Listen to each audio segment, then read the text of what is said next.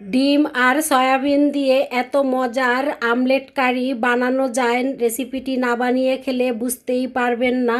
আসসালামু আলাইকুম ভাই বোনেরা, কেমন আছেন? আশা করি যে যার অবস্থানে বসে এই ভিডিওটা দেখছেন সবাই অনেক বেশি ভালো আছেন। আলহামদুলিল্লাহ, আমরাও বেশ ভালোই আছি আপনাদের দোয়া আর ভালোবাসায়। তা প্রথমে আমি সয়াবিনগুলো সিদ্ধ করে নিব। এখানে ফুটান্ত পানিতে দিয়ে দিলাম। এখন আমি চুলাটা অফ করে এটাকে 10 থেকে 15 মিনিটের মতন ভিজিয়ে রাখবো। ঠান্ডা পানি দিয়ে আমি ভালো করে ধুয়ে নিয়েছি আর পানিটাকে হাত দিয়ে ভালো করে চিপড়িয়ে ফেলে দিয়েছি। প্রথমে আমি হাত দিয়ে সয়াবিনগুলো দেখি ছিঁড়তে পারি কি না, তা দেখি না, এটা খুবই রবারের মতন। এখন আমি ছুরি দিয়ে সয়াবিনগুলো কিমার মতন করে কেটে নিব। তা প্রথমে এভাবে ছুরি দিয়ে ছোট ছোট করে কেটে নিয়েছি, তারপরে এই প্রত্যেকটা সয়াবিনগুলো কিমার মতন করে কেটে নিব। আর আজকের এই রেসিপিটি আশা করি আপনাদের কাছে অনেক অনেক বেশি ভালো লাগবে। আর যদি রেসিপিটি ভালো লেগে থাকে তাহলে চট করে একটা লাইক দিয়ে দিবেন। আশা করি পুরো ভিডিও জুড়েই আমার সাথে থাকবেন। আর এই ডিম দিয়ে আর সয়াবিন দিয়ে যে এত মজার আমলেট কারি বানানো যায়, রেসিপিটি না বানিয়ে খেলে বুঝতেই পারবেন না। সত্যি খেতে খুবই মজা, এখানে মাছ মাংসকে হার মানাবে, এতটাই মজা। তাই এখানে আমি 4টা ডিম ভেঙে দিলাম। তা আমি যেই পরিমাণ সয়াবিনগুলো নিয়েছি সেই পরিমাণে একটা আন্দাজ করে এখানে ডিমগুলো নিয়ে নিব। তো এখানে আমি 4টা ডিম ভেঙে নিব। আর আপনারা যদি এখানে সয়াবিনটা বেশি নেন সেই ক্ষেত্রে ডিমের পরিমাণটা বাড়িয়ে দিবেন। তা আমি এখানে দিয়ে দিলাম আদা আর রসুন একসাথে পেস্ট করে নিয়েছিলাম, সেখান থেকে পরিমাণ মতন দিয়ে দিব লাল মরিচের গুঁড়ো, পরিমাণ মতন ধনিয়া জিরা গুঁড়ো, গরম মশলা আর স্বাদ মতন দিয়ে দিব লবণ। এখন আমি ডিমটাকে মশলার সাথে ভালো করে ফেটিয়ে নিব।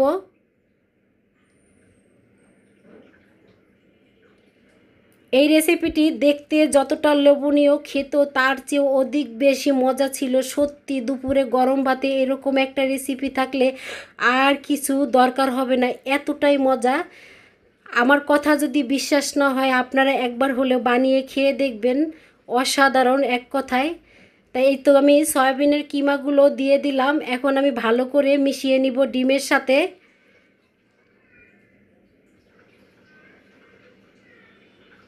এই পর্যায়ে দিয়ে দিব আমি হাফ কাপের চেয়েও একটু কম বেসন। এতে করে বাইলিংয়ের কাজটা খুব সুন্দর আসবে, কারণ যেহেতু এখানে সয়াবিন আর ডিম দেখা যায় অনেকটাই নরম হতে পারে আর ভেঙে যেতে পারে, সেজন্য এখানে আমি বেসনটা দিয়ে দিলাম। ডিম আর মশলার সাথে আর বেসনের সাথে সয়াবিনটা ভালো করে মিশিয়ে নিয়েছি। এখন আমি ভেজে নিব। তা চুলাতে আমি ফ্রাই প্যান বসিয়ে দিয়েছি আর তেল দিয়ে দিয়েছি আগের থেকেই। তেলটা যখন গরম হয়েছে এখন আমি ম্যারিনেট করা এই সয়াবিন আর ডিমটাকে দিয়ে দিব।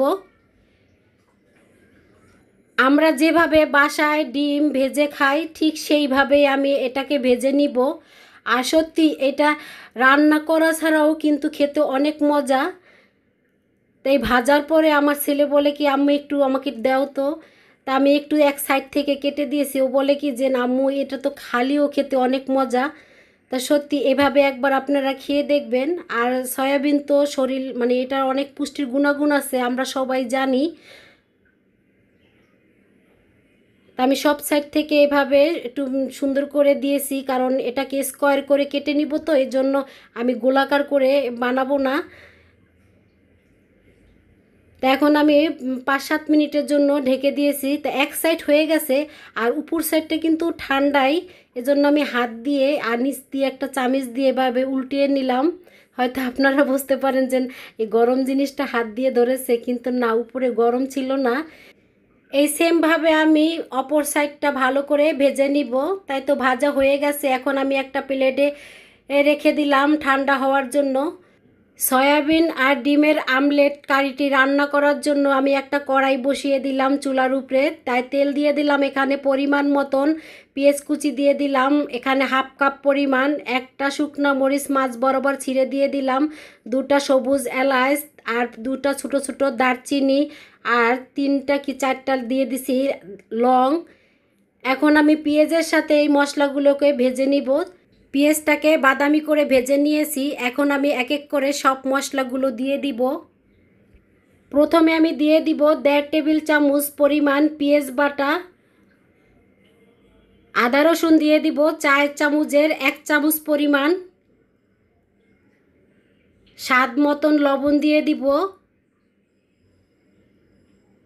হলুদের গুঁড়ো দিয়ে দিব হাফ চামচ 4 চামচের, লাল মরিচের গুঁড়ো দিয়ে দিব 4 চামচের 1 চামচ, ধইনা জিরার গুঁড়ো দিয়ে দিলাম 1 চামচ 4 চামচের।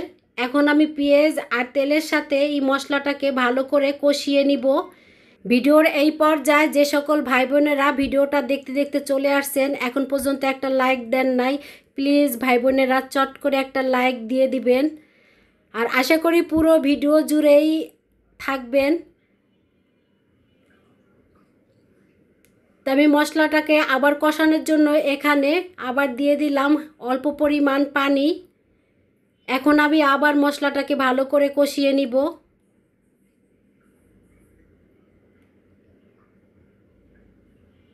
এই তো দেখতেই পাচ্ছেন মশলাটা খুব সুন্দর করে কষানো হয়ে গেছে আর মশলার গায়ের থেকে তেলটা ছেড়ে দিয়েছে।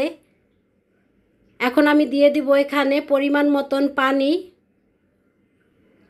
এই ডিমের আমলেট কারিটা রান্না করার জন্য এখানে একটু ঝোলের পরিমাণটা বেশি দিতে হবে, কারণ এখানে যেহেতু ডিমের ভিতরে ভেষণ আছে, দেখা যায় চুলার থেকে নামানোর পরে কিন্তু অনেকটাই ঝোল টেনে যাবে। এখন আমি ঝোলটা ফুটে ওঠা পর্যন্ত অপেক্ষা করব। আর এদিকে আমি ডিমের আমলেট কারিটাকে কেটে নিব। তা আমি যেহেতু এটাকে স্কোয়ার করে কেটে নিব, একটু লম্বা আর স্কোয়ার করে কেটে নিব, তা আমি এখানে 3টা ভাগ করে নিব। তা 3টা ভাগ করে নিয়েছি। এখন আমি মাছ বরাবর একটা কেটে নিব।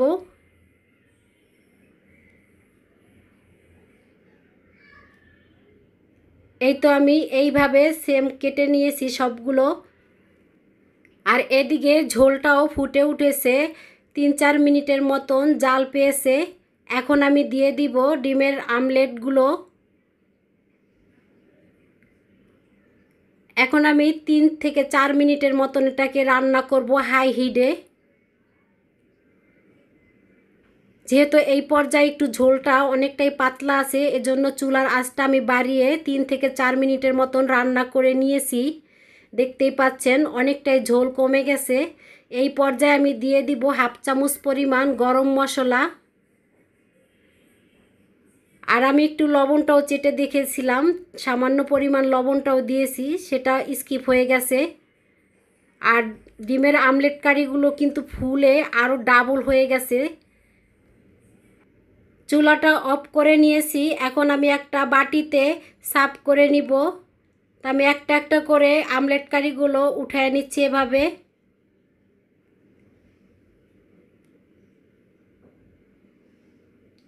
আমার এই রেসিপিটি যদি ভালো লেগে থাকে আর এভাবে নিত্য নতুন রেসিপি দেখার জন্য আমার চ্যানেলটি সাবস্ক্রাইব করতে পারেন। তা আজকের মতন এই পর্যন্ত, আবার দেখা হবে নতুন একটা রেসিপিতে। সেই পর্যন্ত আল্লাহ হাফেজ, আসসালামু আলাইকুম। সবাই ভালো থাকবেন, সবাই সবার জন্য দোয়া করবেন, সবাই সবার পাশে থাকবেন, সবার ভিডিও সবাই ফুল ওয়াচ করবেন।